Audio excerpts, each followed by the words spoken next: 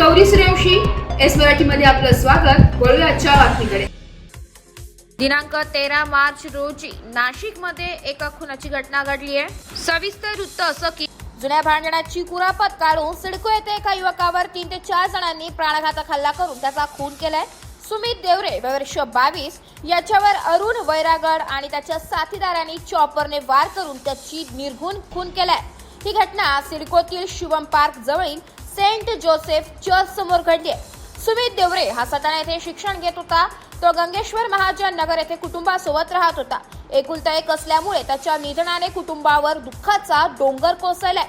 सुमित आणि अरुण वैरागड हे पूर्वी चांगले मित्र होते, मात्र काही दिवसांपूर्वी त्यांच्यात वाद झाले होते। त्याच वादातून हा खून झाल्याचं प्राथमिक तपासात समोर आलंय। घटनेनंतर आरोपी घटनास्थळावरून फरार झाले। सुमित देवरे गंभीर जखमी अवस्थेत रस्त्यावर पडला होता।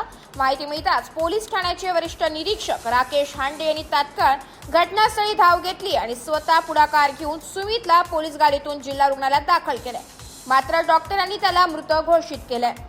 दरम्यान होळीच्या सणाच्या दिवशीच घडलेल्या या घटनेमुळे परिसरात भीतीचे वातावरण पसरले। घटनेची माहिती मिळताच वरिष्ठ पोलीस निरीक्षक राकेश हांडे, मधुकर कड, दुय्यम पोलीस निरीक्षक जयंत शिरसाट आणि सुनील पवार यांच्या मार्गदर्शनाखाली पोलिसांनी घटनास्थळी तातडीने बंदोबस्त लावलाय।